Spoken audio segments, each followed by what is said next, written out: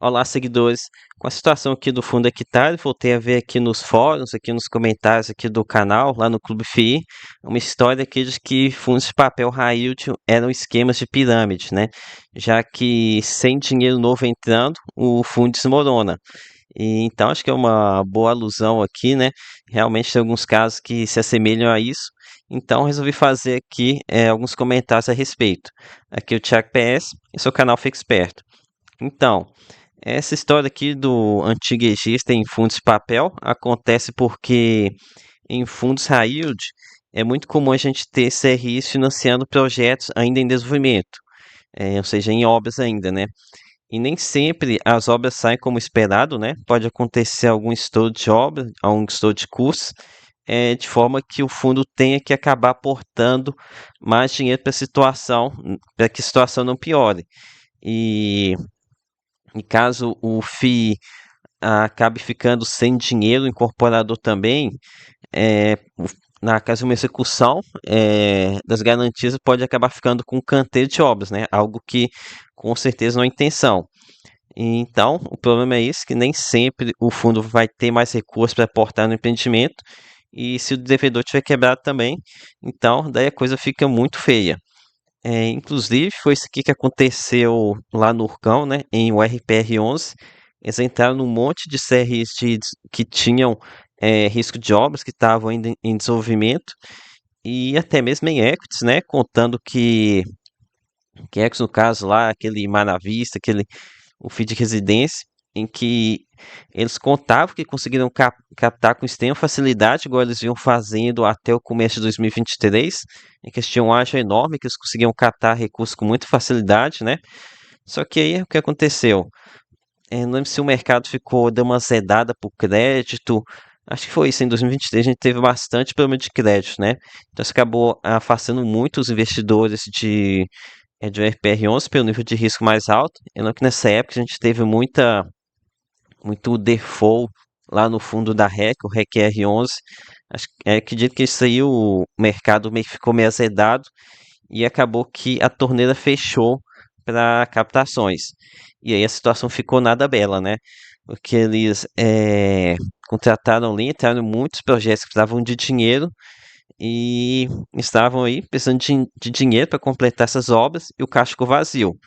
E como o empreendedor principal também estava sem grana, daí as obras empacaram, tá? Inclusive o caso mais emblemático é o do Hard Rock Café, lá em Fortaleza, lá na Praia de Lagoinha, que é esse imóvel que eu estou mostrando aqui para vocês. Tá aqui parado aqui pela metade, só o esqueleto aqui das obras, né? E é um caso que precisa de muito dinheiro mesmo, muito mesmo, tá? Acho que faltam uns 300 milhões de reais aqui para completar as obras ainda. E foi um projeto que estava muito otimista, que elas tinham uma coparceria lá com o Itaú. Acabou que não conseguiram fazer mais captar recurso e empacou, né? E aqui no PR11, a solução encontrada foi diminuir os rendimentos e redirecionar esses recursos para as obras, algo que deixou os cortistas muito bravos, né? Já que o rendimento despencou. E aqui entra aquela história, né, das pirâmides aqui do Egito. Se o mercado estivesse favorável, e não tivesse conseguindo dinheiro novo, teria problema algum. Eles iam injetar mais dinheiro aqui nessa espécie, nesse projeto aqui. A obra ia tocar até o final aqui. Comercialmente o projeto vai muito bem. E aí, e vida que segue, né? Só que aqui, nesse caso, foi mais do que um. Não foi uma causa assim de pirâmide, não, tá? Foi uma coisa mais falta de administração mesmo e arrogância por parte dos gestores, que pensaram que iam captar aqui milhões e milhões infinitamente. Então foi mais um erro do que uma questão de esquema por aí, né? E outro caso aqui em que fundos high de meio que se assemelham a pirâmides, é quando o fundo empresta dinheiro para devedores com perfil de crédito horrível, né? Ou que fazem besteira com os recursos. Daí acabam fazendo um M lá com os recursos que eles recebem, né? E ficam sem condições de pagar as dívidas. Daí o que, que o fundo high yield faz? Ele empresta mais dinheiro para esses devedores atrapalhados. Porque para ele, para o fundo, é muito ruim você ter que fazer a alienação de garantias, pois isso aí que pega muito mal para a gestora, para o fundo, daí eles acabam não conseguindo fazer novas captações e é tudo que o gestor não quer, né? Então eles preferem emprestar mais dinheiro para um devedor que está com problema do que ir partir para a execução das garantias. E isso daqui ficou muito evidente que com os fundos da Equitare e a Gramado Parques, né? Por bastante tempo, esse pessoal aqui acabou tirando proveito das emissões sucessivas para refinanciar esse devedor, né? Vários projetos aqui deles e até mesmo a empresa em si, de forma que enquanto a janela de emissões estava aberta, tudo ia muito bem. Tinha gestores lá ganhando bastante com a taxa de administração, com ela subindo. Tinha devedores aqui com perfil de crédito horrível, tendo crédito, né? Recebendo crédito barato ainda por cima. E cotistas recebendo altos rendimentos. Então estava tudo indo muito bem. Só que aí a crise vem e tudo começa a desandar, né?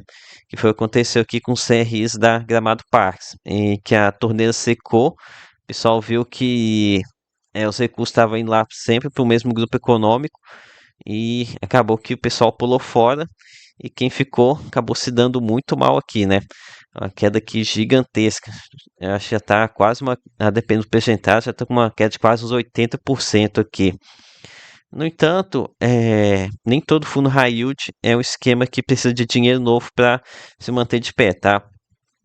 Se os gestores fizerem uma gestão de caixa assertiva, não vai faltar recurso para as obras serem concluídas. Aqui posso citar como exemplo positivo o fundo HBT11 da Habitat, mas que agora já está sendo gerido aqui pela XP, né? Por aqui, os gestores fazem uma administração cuidadosa dos recursos em caixa, tá? E de forma que as tranches futuras estejam garantidas. Aqui no caso, tranches se entenda como aportes adicionais, tá? E tranche adicional, entendo que como aporte adicional no CRI. Então, eles não emprestam tudo de uma vez aqui para o devedor. Eles vão aportando CRI ao passo que as obras vão avançando. E outra boa prática, que em caso de CRIs em obra, e muitos deles seguem, é só emprestar os recursos caso a captação tenha sido suficiente para completar as obras. Por exemplo, um prédio necessita de 100 milhões de reais para os credores terem é, para ser concluído, para concluir a obra.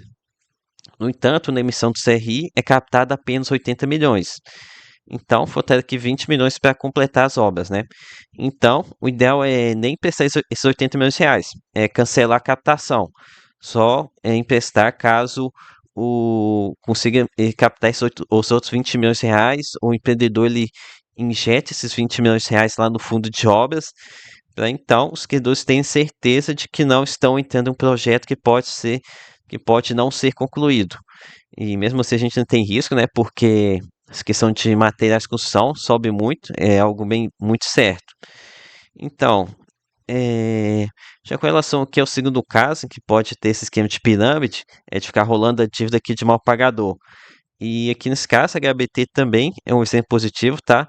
Pois no passado eles se negaram a refinanciar certos CRs de multipropriedade, inclusive desse daí que foram ligados à Fortesec, ele é Gramado Parques, eles se negaram a fazer esse refinanciamento, mesmo eles estando com bastante dinheiro em caixa e o pessoal pressionando eles para fazer essas locações. E inclusive tenho aqui minhas críticas a HBT11, já reclamei bastante deles, tá? No meu começo lá no Clube FI, eu pegava muito no pé aqui da Habitat, mas reconheço que eles estão fazendo uma gestão bem séria aqui com os créditos high yield. E coincidência ou não, na época em que eu criticava muito o fundo, quem geria o HABT11 é na época quem hoje é um dos principais membros aqui daquela turminha do barulho, né? Que acho que hoje não está mais participando da gestão do fundo Hectare, mas está numa das empresas lá de hotelaria do grupo. E, enfim, concluindo então, nem todo fundo high yield é esquema de pirâmide, mas tivemos sim alguns fundos que se assemelharam bastante a isso, tá? Então foi isso, galera. Espero ter contribuído aqui, ensinado um pouco para vocês. Então peço aqui o seu like. Lembre de se inscrever aqui no canal. Também lembre que nada aqui é recomendação de compra ou de venda, ok? Até a próxima.